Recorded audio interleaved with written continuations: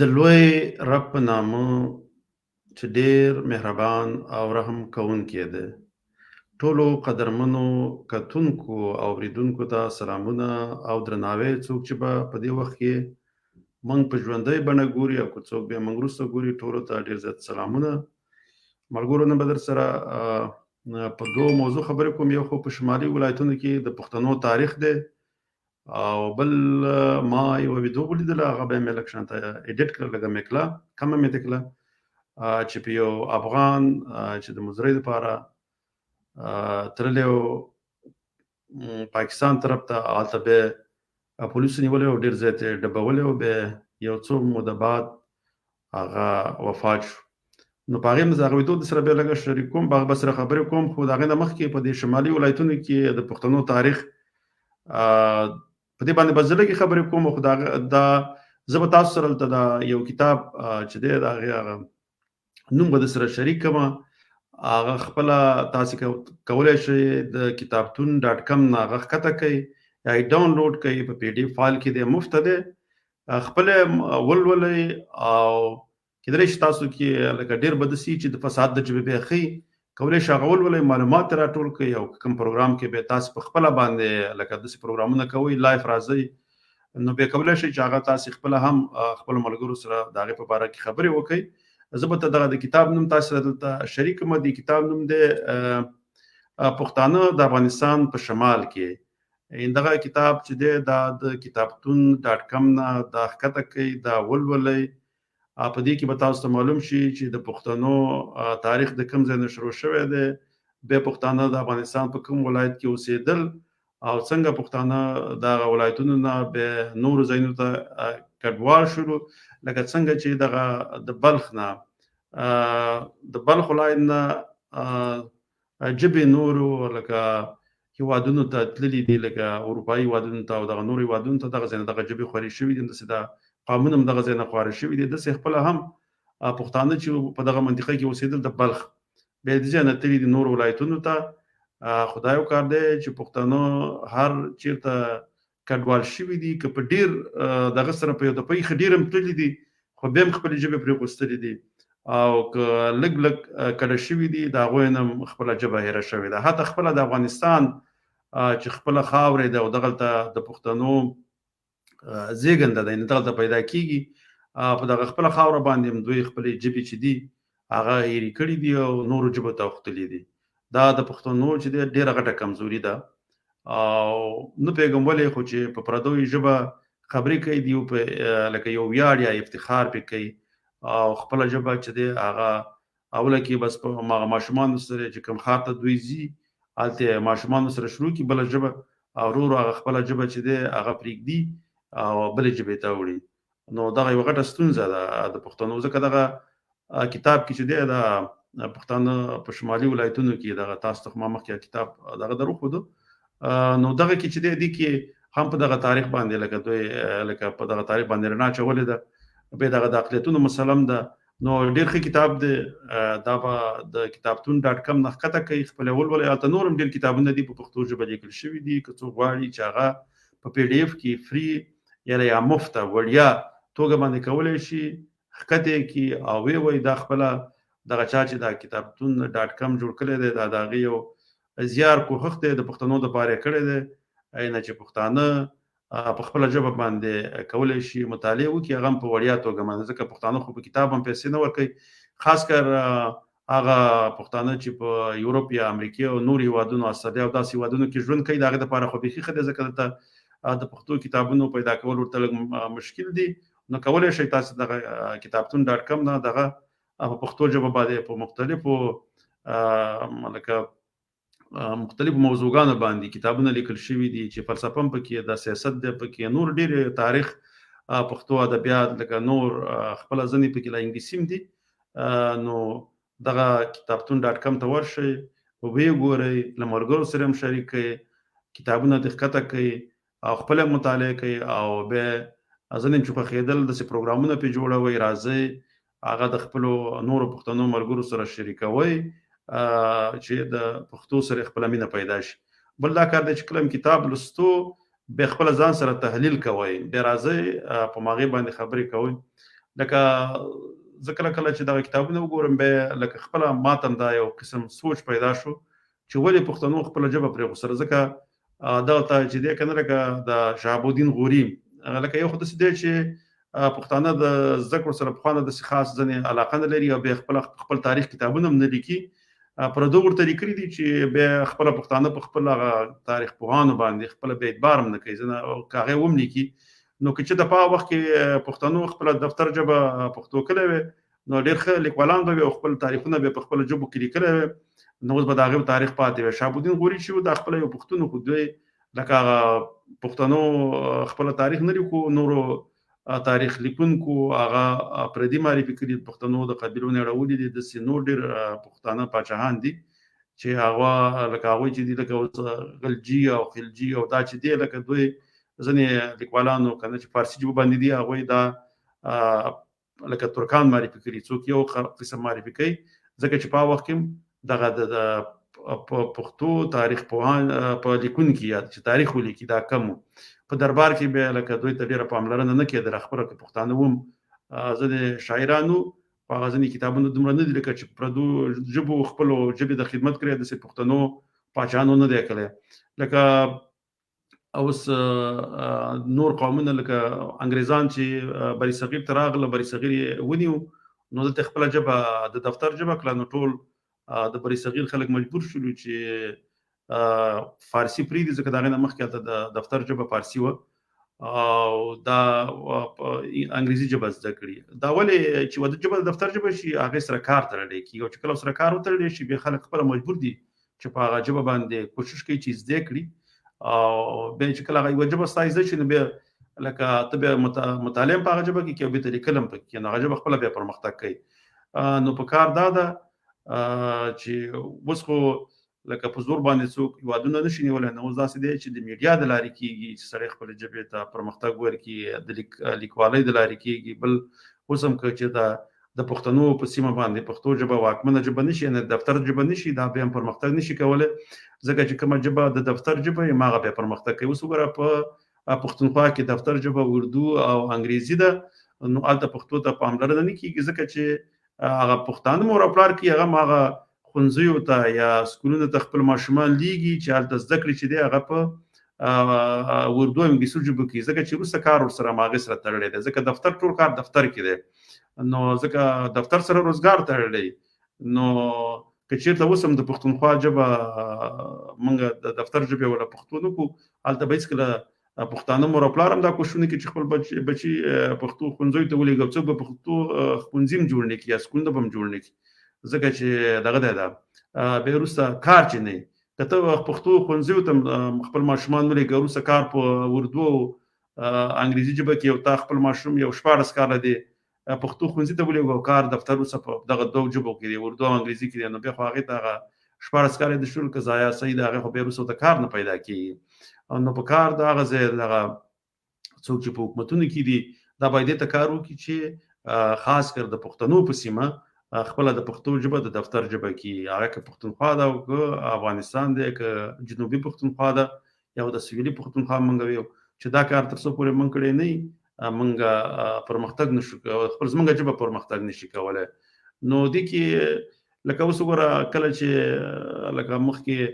چنګیزیان چې وو لکه د چنګیز هغه هم ډېر زیات فتوحات وکړل ډېر هېوادونه یې ونیول مګر خپله ژبه چې ده هغه د دفتر ژبه نه کړه نو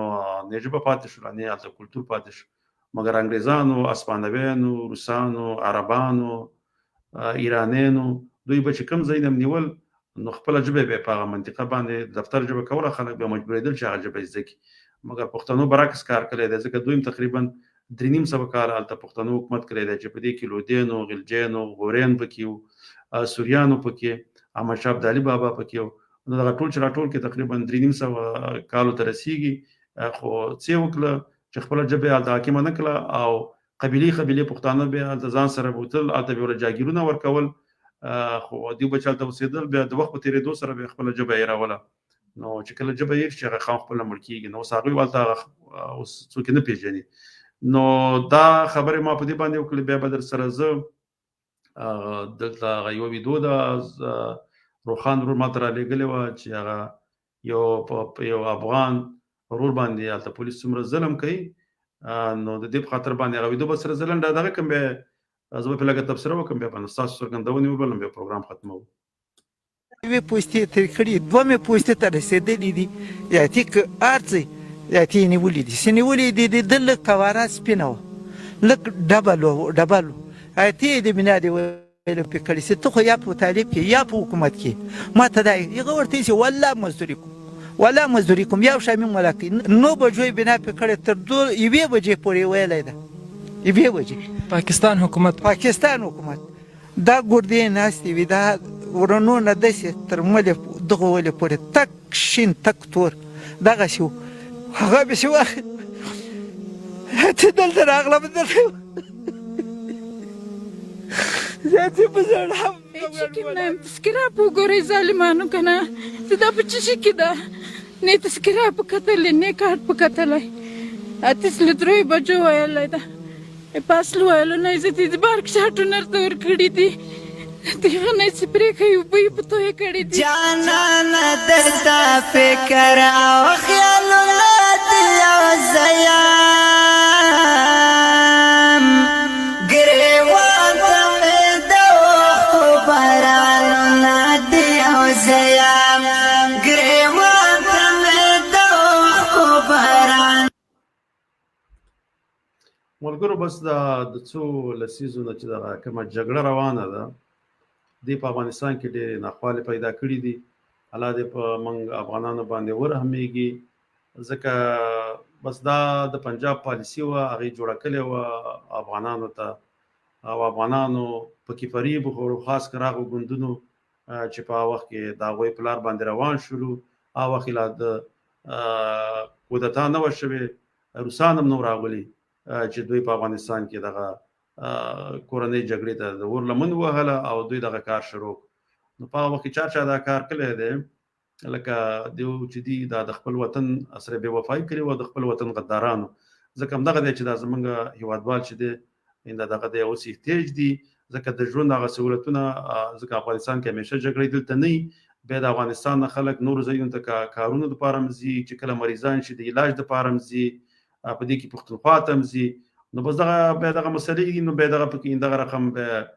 د پنجاب پولیس یا زه ته ځکه د پنجاب پولیس وایم ځکه چې هلته پښتانه واک نه لري هغه بس صرف دومره دي چې د هغې هغه سیاست هم دومره دی چې د کلي او ښار نه نه وځي دومره نه پوهېږي چې د حکومت د چا دی هغې نه هم هغوی خبر نه دي ناخبره یې پرېخوستلي دي دومره ورته ویلي دي دا پاکستان دی او دغه ستاسې نوم دی هغه د پښتون نوم باندې د پښتونخوا نوم په ځای په پاکستان منلی دی او د پښتونستان د جنډې په ځای د پنجاب جنډه منلې ده چې بس دا هم جنډه شو او دغه هم دغه شو دغه نوم شو او دغه ستاسې قوم دی پاکستاني او هغه پښتون پرېږدی او همدې پسې ځئ نو دغه خلک خو هغې ورته لکه دغه واک نه لري نن یو بل زموږ یو ورور و هغې ورته پوښتنه وکړه چې دا ګل خان څه ته وایي بیا هغې ورته ویل چې ګل خان د هر قوم هغه شیطاني چې پردی قوم ورته ښه ښکاري او د خپل قوم په خاطر باندې د پردي قوم په خاطر باندې بیا خپل قوم ته کنځلې کوي نو دغه شان ګل خان دغه شانت یو شی د هغې بیا د هغې دغه ناول باندې خبرې کوي دا پخوا یو ناول و خو زه په هغې باندې ډېرې خبرې نه کوم ځکه دغه د ګل خان نور هم ډېرو خلکو هغه یو انځور هغې جوړ کړی و چې په سر کې څه ګرځي نو د هغې په سر کې چې هغه څه ګرځي هغه خو لکه ډېرو لیدلي دي هغه عکسونه نو زه په دې باندې خبرې نه کوم خو زه په خپله په دغه افغان ورور باندې ډېر زیات خفه شولم الله دې د افغانستان کې آرامي راولي سوله دې پکې راولي چې افغانستان پرمختګ وکړي او د ژوند ټول سهولتونه خپله په افغانستان کې افغانانو ته دغه شي ده ته ورسیږي یا مهیا شي چې د نورو هېوادونو ته د تګونو لکه تګونه ونه کړي او هر څه ورته په خپل هېواد کې برابري نو الله دې په افغانانو باندې رحم وکړي نو زه به ستاسو یو څو څرګندونې ویم بیا به دا پروګرام ختم کړم ځکه به دا څرګندوم لږ راواخلم ښکاره چې دا ورور سلامونه را لېږلي دي بل مومن صاحب هم سلام را لېږلی دی د دې هم سلام دی دا فرمان الله چې دی دې هم په سلام را لېږلی دی دا ډېر ښه ښاري دی فرمان الله ورور زموږ ښاري دی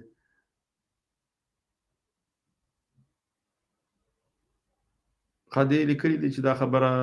رښتیا ده چې بابا راځي الله دې راولي خو ځکه زه داسې لکه ځینې وخت کې دا فیسبوک کې ځینې شیان د خپرېږي د کېږي چې هغه ځینې وخت کې دغه نه لري که نه لکه رښتینې نه وي نو دا لکه ډېر ځکه ځینې دغه د خپل دې په خاطر باندې چې هغه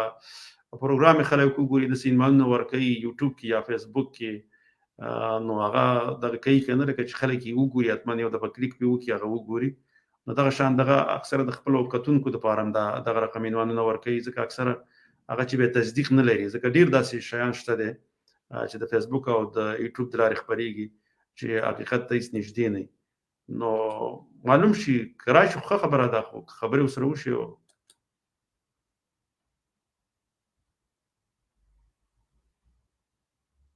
نړۍ مننه اسد خان وروره الله دې ژوندی لره مننه وزیري صاحب ضیاء الله خان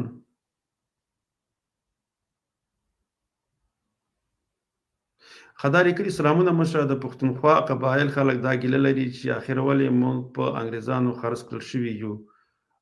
په نیټه کې انګلستانانو ورکړي د دې تاریخ شاته کنه لکه دې شاته ډېر لوی تاریخ پروت دی ځکه دا داسې نه وه لکه څه رقم چې هغوی وایي د هغې نه مخکې چې دغلته انګریزان راشي هغه وخت کې د تیمورشاه نه وروسته د خان زمان په وخت کې خان زمان هم په پنجاب او دغه منطقو څو د په حملې وکړې ځکه هلته به د سیکانو سر راپورته کوم نو دوی به غوښتل چې هغوی د شکست ورکړي او دغه انګریزان پسې د هند نه وباسي نو خان زمان چې به کله پنجاب ته راورسېدو نو شاته بیا غورونو بېرته په افغانستان کې لکه شورشونه د دې په ضد باندې شروع کړل او غوښتل به چې واک ته ورسېږي که افغانستان ونیسي نو بېرته به هغه خپل هغه کوم دغه چې به د جګړې لپاره به چې کومه تیاري نیولې وه چې د پنجاب نه په هند باندې حمله وکړي هغه سیکان ټول ښه وځپي هغه به بېرته زمانشاه به بېرته افغانستان ته راغی او د خپل ورونو سره به په جګړه باندې اخته شو دوه درې ځلې دا کار وکړو نو هغه داسې شروع چې هغه بیا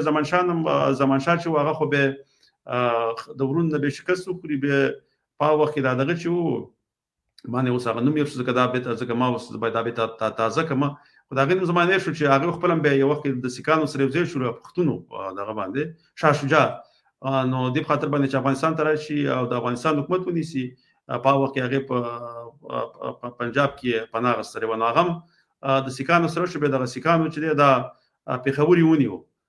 خو بېرته دا پېښور چې و دا د سیکانو سره بیا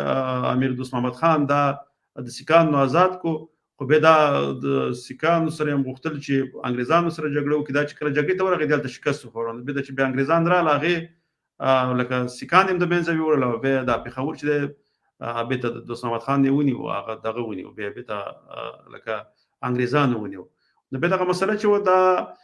په هغه وخت کې د افغانستان حکومت دومره قوي نه و چې دا د انګریزانو ځکه نو ګوره انګریزانو ټول هند چې د افغانستان څو چنده زیات نفوس لري او دومره غټه خاوره ده دا یې ټول نیولی و او بیا په زوره باندې دغه هم ونیو لکه د سیکانو یې بیا ونیو لکه پېښور نو هغه بیا دغه مسله داسې وه چې دا وخت د کوم پاچا چې پوره زور یې نه رسېدو نو دغه ځینې معاهدې د هغې د ډېرې کمزورتیا نقلې وې لکه اوس وګوره اوس هم لکه افغانان غواړي چې تر اټکه یا مرګلۍ پورې لاړ شي خپله خاوره بېرته ونیسي خو هغه لکه هغه اتفاق پښتنو کې نشته نه هغه زور شته نه هغه اقتصاد شته دی نه هغه قوت شته نو هغه لکه که سړی دا اوس هغه پخوانی تاریخ د اوسني حالاتو سره پرتله کړي بیا همداسې په هغه وخت کې همداسې حالات دي چې هغه کار نه کېدونکي نو بیا ځینې معاهدې چې هغه بیا په زوره باندې بیا وشي که نه لکه د خپلو مجبوریتونو په خاطر باندې وشي خو بیا خو په کار داسې نه وه لکه اوس وګوره چې صحیح د هغې دا کار وکړو نو ستا نفوس خو دوه چنده د افغانستان نفوس دی لکه د پښتونخوا نفوس تقریبا 8 میلیونه دی خاص کر د پښتنو په بلوچستان او پښتونخوا کې او د افغانستان ټول نفوس 40 میلیونه دی تقریبا دا لکه هلته چې کوم پښتانه د هغې نفوس دا دوه چنده دی نو بیا به تاسو لکه دغه کار ته وخت پاچان نه پرې غوسرئ بلکې تاسو به خپله د دې ځای نه داسې پاڅون نه کړی وی چې ما انګریزان ختم کړی وی ما ته په افغانستان کې حکومت نیولی ځکه دا خو یو پښتانه وو یا د دې ځای نه حکومت شوی یا د افغانستان نه شوی نو که بیا داسې موږ داسې ویو خو بیا داسې ویو داسې هم سره ویلی شي چې ولې ونه درېدل دوی ولې ونه درېدل نو ولې حکومتونه ونه نیول په دغه وخت که نه لکه دلته ځینې ډېر داسې شی نشته سړی په یو بل باندې باید نیوکې ونه کړي، خو زه دغه مشکل وو نو هغې خو ښه کار نه و کړی، خو هغې هم چې کوو داسې په خوښه باندې څوک نه کوي. لکه سړی لکه اوس ته لکه ته د یو ځمکې خاوند یې په خپل کلي کې او ستا یو څوک ځمکه په زور نیسي نو ته یې ورته پرېږدې، خو چې پوه شي چې دا اوس زما په وس نه برېږي بیا به څه لاسلیکونه به ورسره کړې، یو څه دغه به ورته جوړې چې بیا هم یو څه خو تا ته پاتې شي که یو څه نه نیسي. نو دغه مسله داسې وه، دا د خرڅ مسله یوازې نه وه، دا د هغې هغه شاته چې کومې کمزورتیا وې د هغې په نتیجه کې دغه خاوره چې لاړه. نو دا خو ستاسې دغه خبرې جواب و.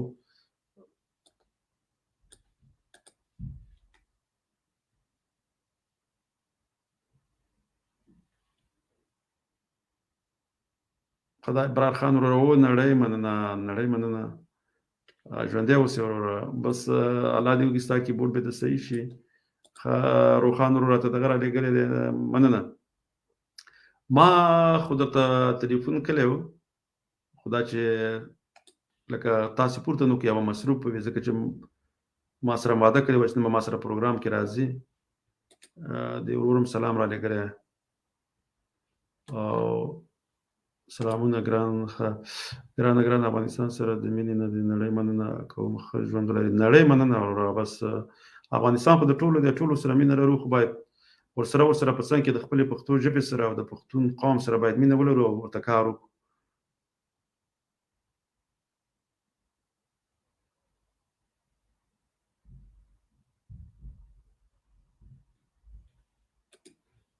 دی فارسی لیکلی ده، زه خو فارسی لوستلو کې دومره ښه نه یم. السلام علیکم پشتونخوا برای زبان پشتو خدمت نکرده. بالکل دا خو موږ هم دا ویو، آن دولت امارت اسلامی افغانستان زبان پشتو را باید رسمی و دولتی در پوهنتونها و دفتر سازند. بالکل دا خو موږ هم ویو، خو دا خپله موږ همیشه نیوکې په پښتنو باندې کوو، ځکه هر سړی حق لري خپله ژبې ته خدمت وکړي. موږ په پردو قومونو باندې خپله ژبه په زوره نه مسلط کوو، خو خپله ژبه باید چې په پښتنو خاوره مو مسلط شي، دا یا حاکمه شي یا واکمنه شي، دا هم غټه خبره ده. دا دې دپاره باید پښتانه ټول په ګډه باندې کار وکړي. نړۍ مننه وروره ستاسو څخه.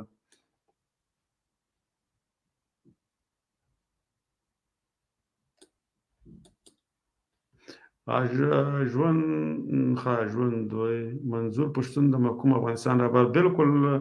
موږ ټول هغه منلی دی. الله دې وکړي چې څه چې د پښتنو په ګټه هغه وشي. د همدغه دپاره موږ ډېر لارښوونه کړي. پرون ما یوه ویډیو نشر کړه، هغه به خپره کړې وه. تاسو به لیدلي چې موږ څومره په یورپ کې د پښتون ژغورنې غورځنګونو لپاره لاریونونه کړي وو.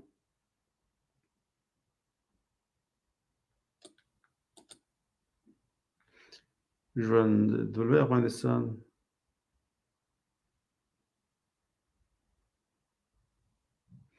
نړۍ مننه جهان عارف خان وروره. بس کمنټ مې دلته په سکرین باندې راوست، خپله به خلکو لوستلی.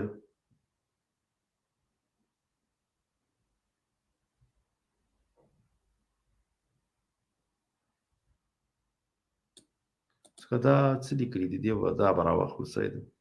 وروره چې د پاکستان څخه نه قلاریږي کوم حکومت چې په افغانستان کې راغلی، او الله رب العزت نه دا دعا کوو چې پاکستان کې هم دغه شان انقلاب راشي او اسلامي قانون نافذ شي. ورته دا خو موږ هم غواړو، الله دې دا وکړي. نه د پاکستان نه داسې چل دی چې پاکستان، زه پنجابستان پاکستان دا یو دی.